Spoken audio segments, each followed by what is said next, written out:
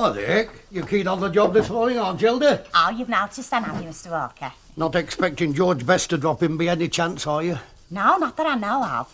Although he is a creature of impulse, I believe. What's the idea, then? Oh, well, it's me and Stan's wedding anniversary today. Go on. Yeah, so he'll be bringing me in for a little bit of celebration, won't he? Oh, will he? Of course he will. In appreciation of another year of loyal comradeship and the rest. So I want the place to look extra nice. I should have a wedding anniversary every day if I were you, Hilda. You what, Mr. Walker? No, love. Of course you and Mrs. Walker are going to miss it all, aren't you? I mean, with you both being out tonight, like. Both being out tonight? Whatever gave you that impression, Mrs. Ogden? I shall be out, certainly, addressing the Lady Victuallers. But Jack will be here at his post, won't you, dear? I've no option, have I? Oh, but I thought Mr. Walker was going to his regimental reunion.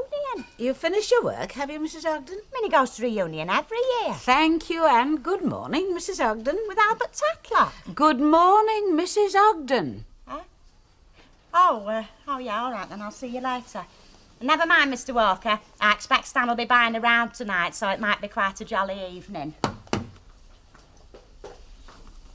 Oh, dear, we're not going to sulk all day, are we? Of course I shall sulk. Besides, I feel like sulking. Good morning. You are open, are you? Yes, indeed, and at your obedient service. Yes. I'd like half a dozen light ales, please. Certainly. That'll be 10 and 6pence, please. Thank you.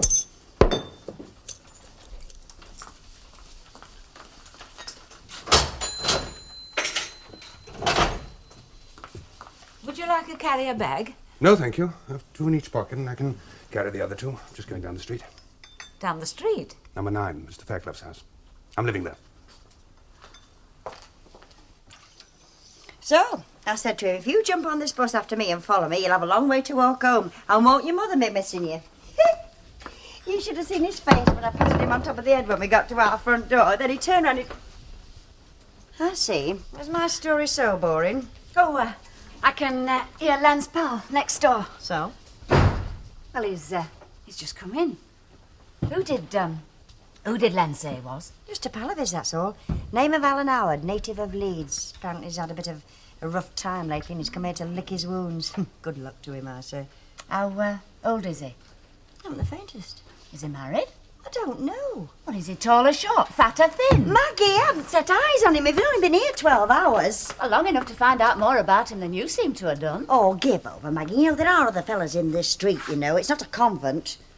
Such as? Well, there's Dickie Fleming, Stan Ogden, Albert Tatlock. You were saying? Well, it's just you're going on like him next door as a Christmas present or summit.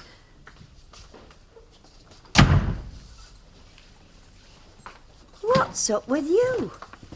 Oh, he's super.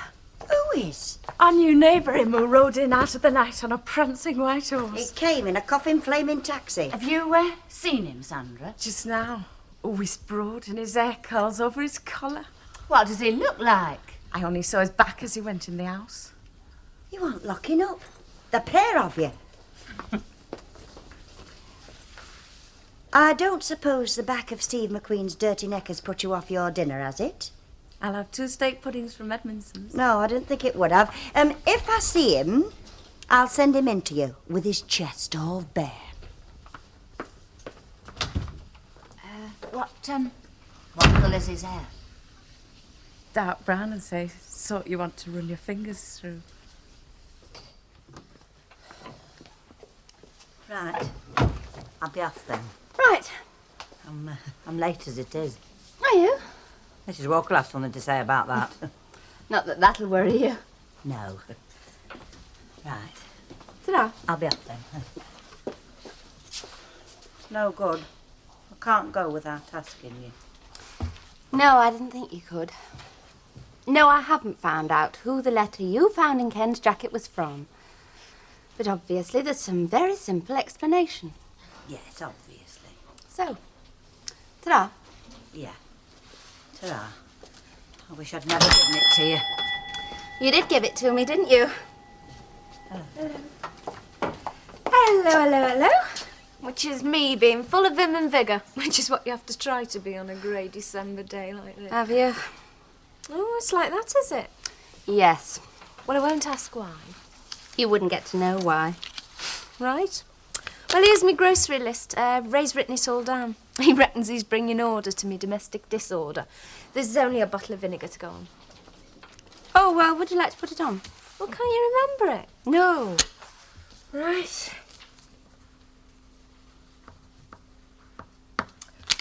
Yeah. Be good.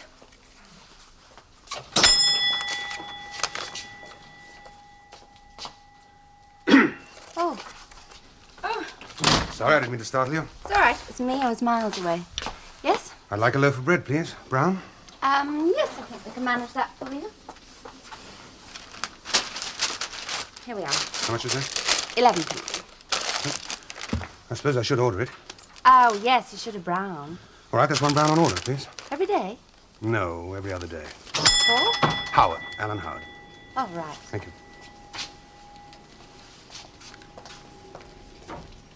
Oh, you feel you want to be touching him all the time. Is that right, Maggie? I've seen worse. He's the only bloke over 25 who's ever sent me apart from Tupple. Oh, I gather you both know Mr. Howard. Oh. Not half well enough. Alan Howard. Even his name's cuddly. What did you want, Val? See me outside the Odeon at 6 o'clock. You wanted to order a brown loaf every other day. Oh, you made a note? Well, give us a chance. Oh. Did you say what time he was coming in to collect his loaf? Thanks, Jack. You're welcome. Mr. Walker. Mr. Walker. Yes, love. How are you going to do it then? Do about what? Fire me. Mrs. Walker said you'd be, let's see, ratifying her decision to dispense with my services during the next 2 or 3 days. You know, about giving her knickknacks to the jumble sale. You want me to fire you?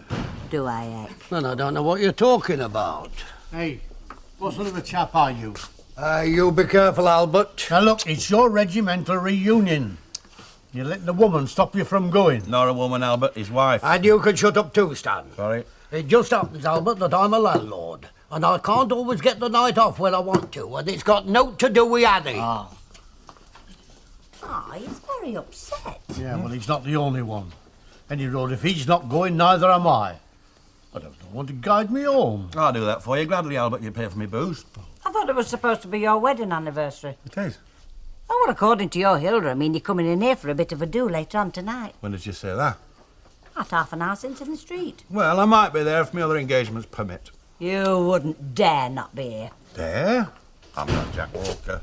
Uncle Albert, can I have a word with you, please? Hello. And what do you want? Well, you might be a bit more civil. Yeah, well, I was wondering if you could arrange to stop in tonight. Val's in a bit of a mood, and I thought I'd take her out. Yeah, well, it's my reunion. Oh, blast, I'd forgotten. Any road, I'm not going. Oh, good, then you can stop in then. No. Why? Because I'm in a mood. Do you know what this is? A spoonful of the first cement pudding you've ever eaten. I'll kill you, Ray Langton. No, it's the last spoonful of the best dinner I've had since our dog brought a swan home. A crawler. Hey, you wouldn't happen to have an unmarried friend, would you, or a spitting imagery yourself? Very unlikely. Audrey's special. I hire her out for 10 quid a week. Have you not seen the notice in the window? So far, there's been no takers. Well, who's going to drive for me? Well, I will. Are you sure you can manage It's me it? legs I can't move, love, not me flaming hands. Yeah, of course, I'm sorry. Look, Audrey. Yeah? Don't keep saying you're sorry. Yeah, well, I've got to get back to work. I've time for a game of darts, though, at the Rovers if I push. You fit, Ray? Well, I've just promised. That's all right. You can drive any time. Oh. Well, there's one thing about being in a wheelchair. What's that? You don't have to have a mind of your own. Well, I'll help you wash up, Audrey. It's all right, I'll be careful. All right. Ray seems happy enough, all things considered. Do you really think so? I do. Oh, he's very touchy.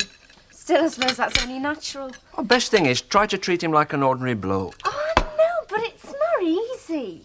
Well, take, for instance, a simple thing like asking him for money. You know, he's bored. Well, it's probably just slipped his mind, but every time I go to ask him about it, I just dry up. I think, fancy asking someone like that for money, though I could do with it.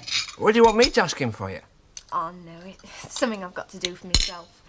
I think he's very lucky having somebody like you to look after him.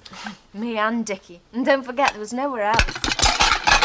Oh, Bernard, you are clumsy. Yeah, I know. You wouldn't fancy taking me on an oar, would you, Audrey? No, thanks.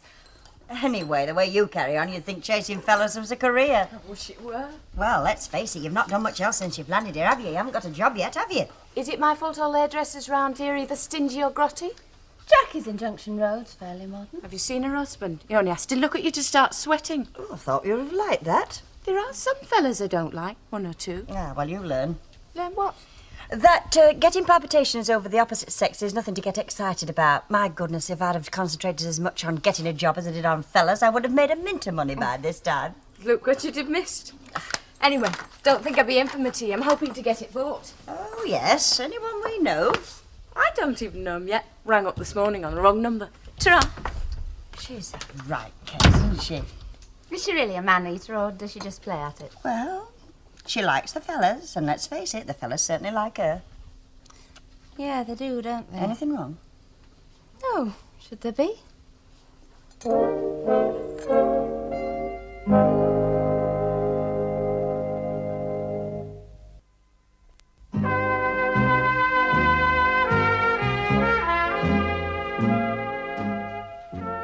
There you are.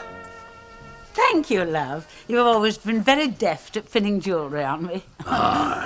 It was really extremely nice of Mrs. Hepplewhite to lend me the necklace, wasn't it? Though I doubt if it's ever found quite such an appropriate setting.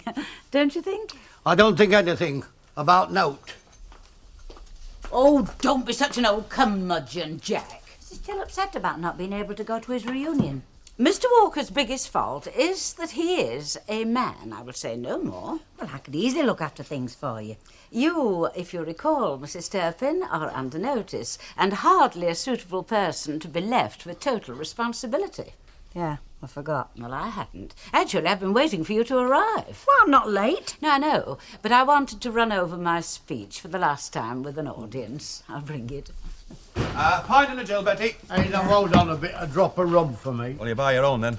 I want to warn you both. What about? Warn us? Yes, Mrs. Walker's going to practice her speech here in this bar now. Oh, not again. Oh, I've heard every blooming, boring, long-winded word. There's of only it. one thing for it, Albert. Down to clump. Yes, and thanks for warning us. Okay, love. look, ta-da. That was something of a flying visit, wasn't it? What did they want? To know the time. Both of them? Well, now, here's my speech. Getting quite dog-eared, isn't it? I'll take it from the top, as they say. Ladies and friends, first let me express my gratitude to you for affording me the honour of addressing you tonight, for honour indeed it is. My necklace, Mrs. Turpin. Oh, yes, it's very nice. It doesn't distract. Distract from the words. Oh, no, Mrs. Walker. I mean, what could? My subject is, of course, the role of the lady victualler in our modern society. The lady victualler. 2 words, but what a wealth of esteem and public service they evoke. We are, each of us, a linchpin in a multi-million-pound industry, spanning the country and, indeed, the whole world. What you doing, Val? Oh dear, that's the second time today. Second time today, what? Somebody's made me jump out of my skin. Oh, you must have a guilty conscience. What you doing with all them order lists? Oh, well, we forgot to make one up or something. No. I give up. If it's a secret, tell me to shut up and I will. Oh, I've got to tell somebody. Look, you probably think I'm potty. Try me. Read that. Very, affectionate. Yes, it is, isn't it? I used to get 'em like this. I was about 14. Paper lad fell for me. Once a week I'd get a love letter folded in with a Daily Herald. Who's this written to? Ken. Ken? Your Betty found it in that old jacket of his that Cyril bought at the jumble And she sale. passed it on. Oh, that flipping Oh, I see. You And see you're what? checking the writing in this letter against them order list to see Well, if it there's... could be somebody local, I suppose. Like Miss Nugent, for instance, because this is her order list you've just been Oh, checking. I know, I'm a fool. I think you are, Val. I mean, this letter might not even be Ken's. And if it is, like as not, it's some silly idiot as has got a crush on him that's not... How do they say? Reciprocated. Our gardener used to get dozens of notes like this. I know. I've said all these things to myself, that I'm silly and that I should trust him, and then I read it and I just get rigid with jealousy. Well, you know the best thing you can do. What? Tear it up. I know. He seems a nice enough chap. Who does? Him who's come next door. Oh, don't you start. Start. Oh, it's just I've had enough about him next door out of your Sandra and all the other women in the street. Oh, you're not interested in men, then?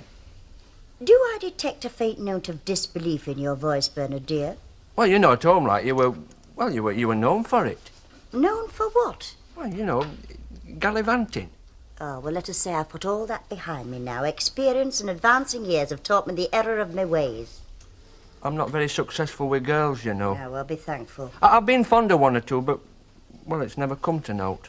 Yes, well, what you're doing now won't exactly endear you to females. How do you mean? Polishing your shoes all over a clean carpet. Oh, I didn't think. Yeah, well, do in future. You know, that boot polish sprays. Our dentist once sprayed it all over Minnie Colwell's cat. I'll do 'em outside in future. You do.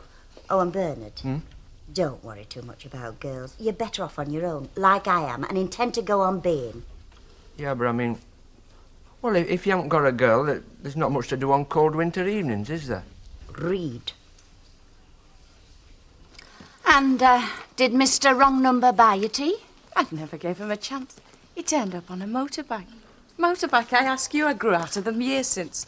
It's either 4 wheels or nothing now. Still, you can't win 'em all, can you? Ta-ra. Ta-ra. Oh, you don't sell stamps, do you? Afraid not. I've forgotten to post this to my mother. I haven't written to her for nearly a week. She'll put police on me or something. Oh, well, I've got to go round to the post office later on. I'll get a stamp and post it for Would you, you? if you like. Thanks very much. Sixpence. Oh, I'll owe you a penny. You, want to check her writing, too? I can't. Why not? I've taken your advice. I've torn the letter up. Smart girl. I'll see you tomorrow. Yeah. Val? You couldn't have checked Sandra's writing anyhow. Why? It's printed. Oh.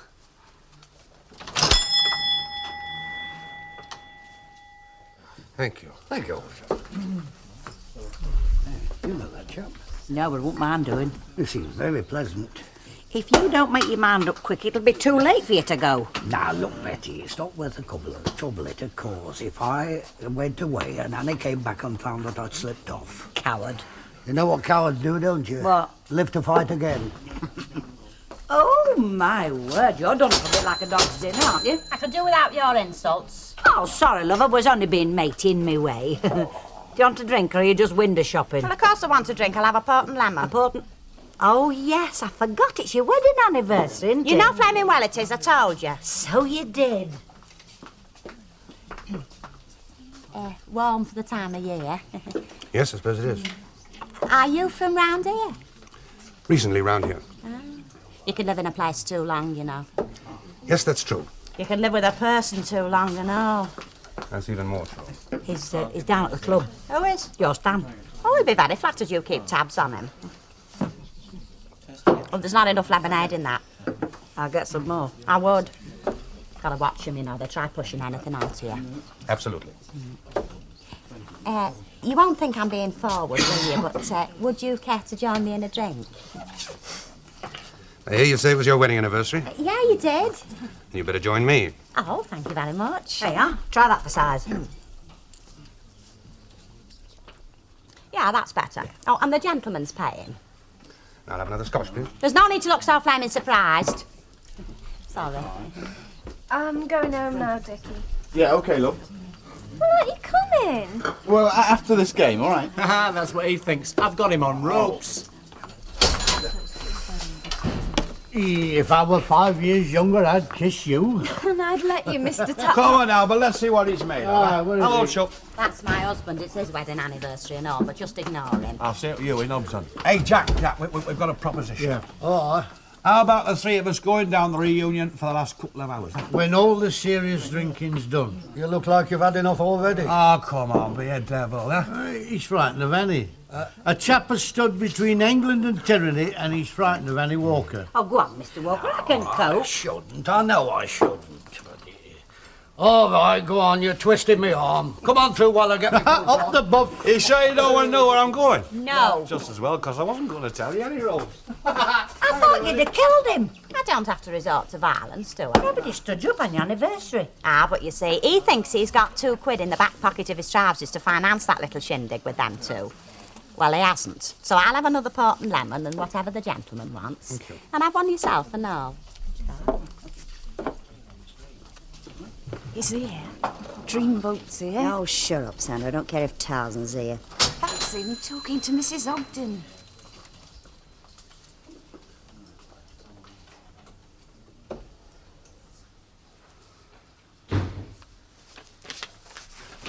Oh, she's finally condescended to go to sleep. Yeah, the trouble is, Susan, she's too nosy. Going to sleep to her is just missing something. Yes, well, it's a common failing, isn't it, with women? Being nosy. Yes, it is. What are you staring at me for? I was just wondering Wondering what? whether to try an experiment. Well, don't let me stop you. You reckon you're a broad-minded wife, don't you? Yes, within limits. I wouldn't take very kindly to you bringing your mistress to tea. Read that.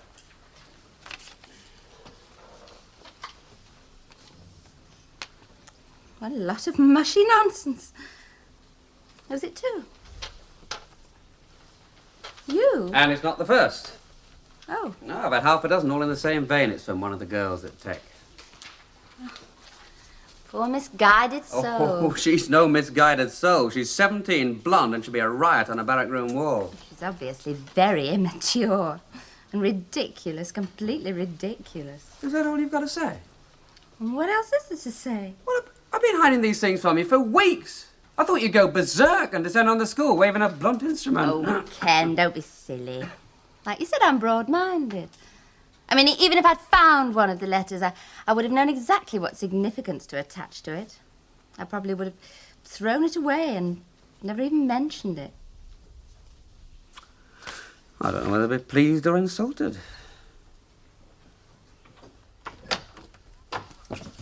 Here we are, ladies. Home at last. Now, if you'll all sit down, I'll make a cup of tea and perhaps a bite of supper. Admirable, Mrs. Walker. Though I do feel we've taken advantage both of your talents and your generosity this evening. Well, better employed than left to lie fallow, Mrs. Fenton. Oh, indeed.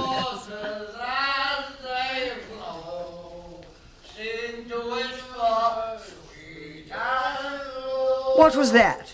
Oh, passing rowdies. One of the penalties of serving in a district such as this is the neighbours. It must be so galling for you, Anne. Oh, it is, Gwen.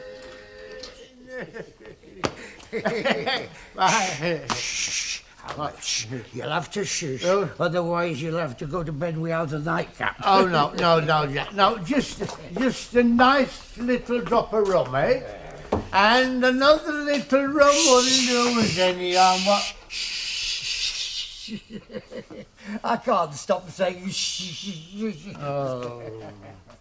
If I ruled the world, every day would be the first day of spring.